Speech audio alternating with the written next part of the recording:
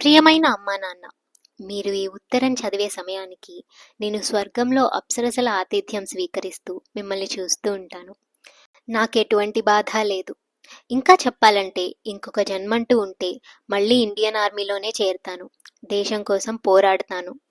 Welcome to పుస్తక పరిచయం with పంతులమ్మ. ఇవాళ నేను ఎంచుకున్న పుస్తకం విజయంత్ ఎట్ కార్గిల్.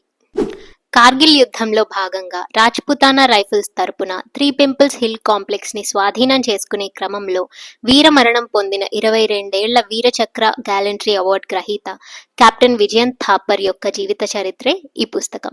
కార్గిల్ యుద్ధ సమయంలో ఒక్కొక్క హిల్ కాన్కర్ చేసుకోవడానికి మన ఇండియన్ ఆర్మీ ఒక్కొక్క బెటాలియన్తో మల్టిపుల్ ఆపరేషన్స్ చేసింది. ఆపరేషన్స్కి వెళ్లే ముందు సోల్జర్స్ అందరూ వాళ్ళకి దగ్గరైన వాళ్ళకి ఒక లెటర్ రాస్తారు. ఒకవేళ వాళ్ళు తిరిగి రాకపోతే ఆ లెటర్ కావాల్సిన వాళ్ళకి చేర్చడం బెటాలియన్ బాధ్యత. అందులో భాగంగానే కెప్టెన్ విజయంత్ థాపర్ తన కుటుంబానికి రాసిన లేఖలోని మొదటి కొన్ని వాక్యాలే ఈ వీడియో ప్రారంభంలో నేను చదివినవి. ఈ పుస్తకంలో 22 ఏళ్ల కెప్టెన్ జీవితం మనకు తెలుస్తుంది. 22 ఏళ్లకి అంత మెచ్యూరిటీ ఎలా వచ్చిందో మనకు అర్థమవుతుంది. ఖచ్చితంగా మీరందరూ ఈ పుస్తకాన్ని చదవాలని కోరుకుంటున్నాను.